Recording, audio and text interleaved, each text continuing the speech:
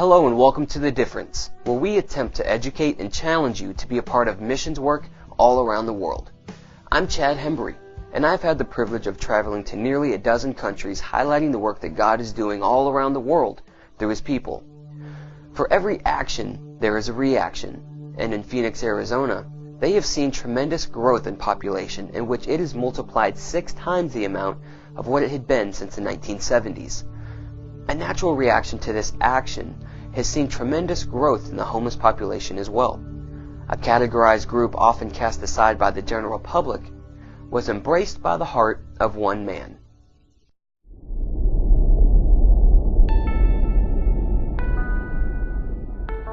On Valentine's Day in 1912, Arizona was annexed to the United States of America. Arizona is known for its harsh climate with extreme heat and dry desert basin. But as the sun sets each day, the inhabitants appreciate the desert's beauty, where it has been said that God paints the sky.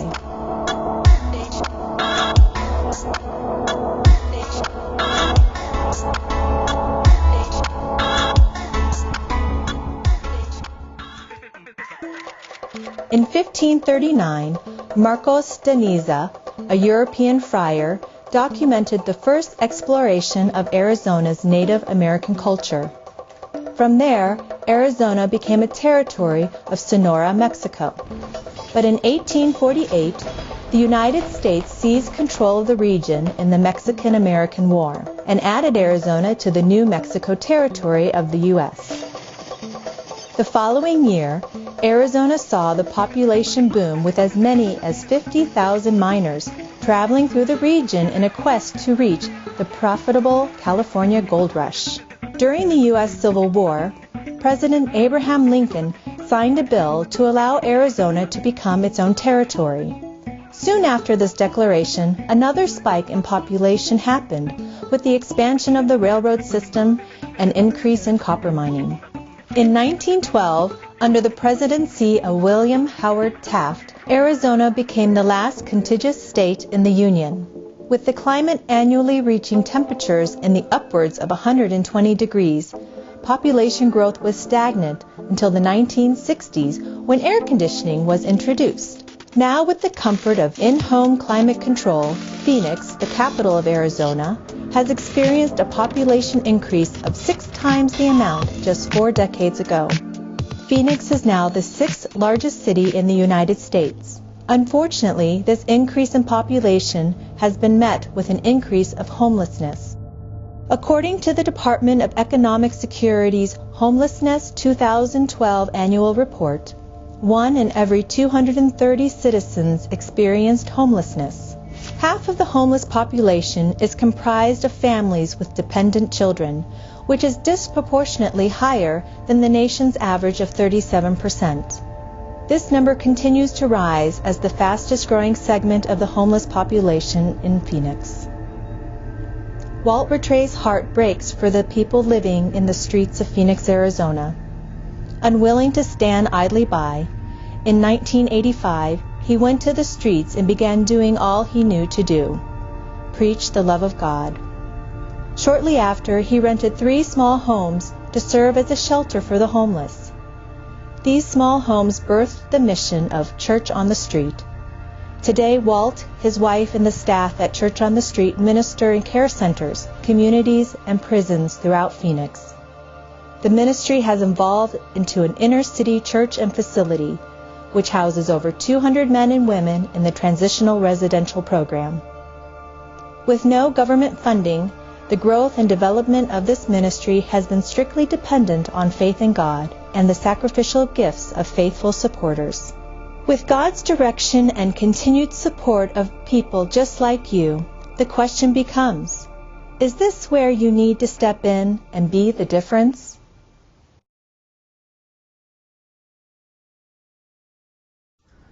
To say one has been on the streets for over 30 years isn't a desired lifestyle. But with a completely different view and opinion on the matter is friend of the show and founder of Church on the Street in Phoenix, Arizona, Pastor Walt Rattray. Pastor Walt, what's up, man? How are you? Doing pretty good. How Good. you doing, Chad? Doing all right. So you got a jacket on. Is it cold in Phoenix? Does that happen? Well, probably, yes. You know, I mean, after 104, all of a sudden it drops down a little bit. You know, when it gets down to 70 degrees, it gets cold. It's a brisk 70, huh? Yeah, brisk 70. Well, Pastor Walt, you've been you founded Church on the Street a little over 30 years ago, or in that ballpark. And back then, what originally drew you to the homeless community? Well, basically my own lifestyle. It was a mess, you know, and I felt defied and so forth. So I became a Christian here in Phoenix and saw a lot of homeless around the area I was working. You know, I just had a burden just to go out and start talking to them and getting to know them, and then just trying to help them fulfill their needs. And of course, the greatest need anybody has is God. So it just so happened, and the next thing you know, here we are. And over the years, now to where you guys are now currently, how many outreaches does Church on the Street do daily or weekly? Well, in fact, we had one this morning. Maybe that's still why I have my jacket on, because it was cold out there at 6:30. We feed 200 to 300 people and get an opportunity to preach to them and truly minister to them. And that's basically where we started. I actually started preaching on the streets before Church on the Street some 38 years ago. We're down in the same area. Same type people, they're still hurting. They have no answers, where do they go for anger, bitterness, on and on and on. So we still get an opportunity to get down there and feed them, minister to them. Have a way, truly helping them, of course, is through the gospel. And by doing this, I guess we spoke to something like about 43 outreaches a week. Oh, wow. If that's what you mean. Yeah, wow, that's pretty impressive. And how about your program for those trying to get off the streets? In your transitional home, what do you guys have to offer somebody looking to rid their addictions or get back on the grid in life? Well, basically, when you see people hurting, they have no hope, but they're looking for answers. And as you share the gospel with them, it seems to open up a passion in them to really want to do right. So it's a matter of us just to helping them meet their needs, getting them off the street, for example, out of that environment, and then just sharing the gospel with them, teaching them, feed them, give them clothes, training them to actually get back out and do the same thing. And then it seems like at that point, the gospel gets a hold of them. God puts that passion in them, the same way He did me, to live life, to be able to deal with circumstances and so forth, that drags you down. And by just doing that, what are their needs? Well, you got to get them in church. You got to have to have a place to live. And so over the years, we've just, started getting them into churches. In fact, we started our own church, having a place for them to live, so they wouldn't have to go back every day, in the same old environment, and then, just going day by day, trusting the Lord, and allowing Him not only to work in them, but to work in us to help us to be able to meet their needs. Yeah. And I can't tell you how it happens, it just happens. The next thing you know, you got some winners. Yeah, and that's good. How would one get in contact with Church on the Street if they were looking to change their life? Well, they can email us, call us. We pass out tracts and so forth. We're out in that area, out in the streets and so forth, with email numbers, phone numbers, websites, whatever it takes. Okay. All right. We've got the information on the screen now. The website is cottsphoenix.org, correct? Yes. Okay. And that's where we would direct and tell anybody out there to get more information on Church on the Street. That's the spot to get it. With this show, the idea isn't just to let people know what's happening in other ministries, but to be proactive and get involved and be a difference. How would if there's a viewer, how would they be able to most effectively help you at Church on the Street in your ministry? What do you need more than anything? Well, if they're out of state, prayer.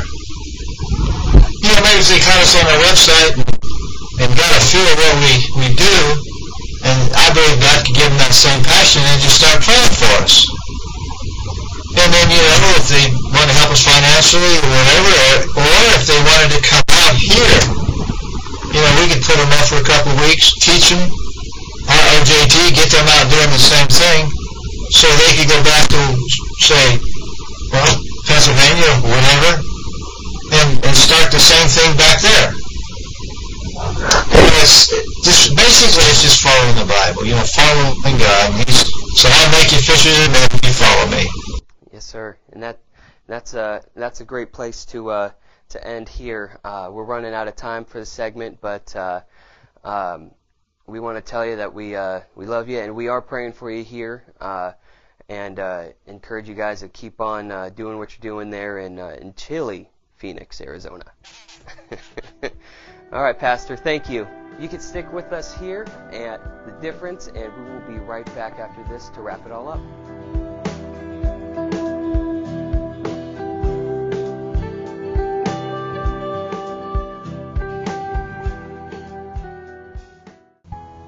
Hey guys, I just want to tell you today about a little book.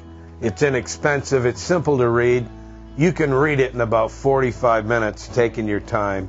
It's a book God gave me about 6 years ago that talks about the struggle we go through between being on the branch as a budding acorn and Father Tree saying, it's going to be amazing, wait till you see what I do.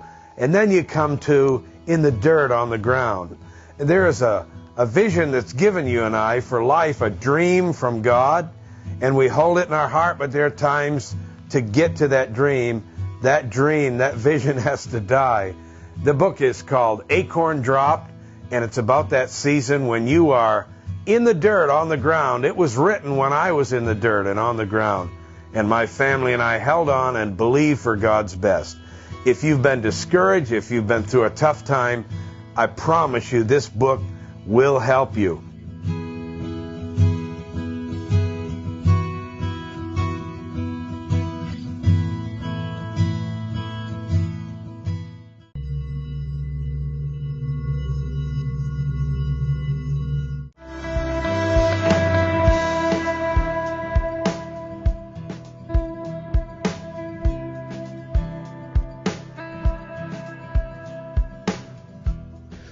I found it interesting that what Pastor Walt wanted most was prayer and for more hands on deck. It says in Proverbs, one gives freely, yet grows all the richer. Another withholds what he should give and only suffers want. Be sure to place Pastor Walt and Church on the Street on your prayer list today. And I ask you to consider going on their website, cotsphoenix.org, with the mindset of giving freely and servanthood.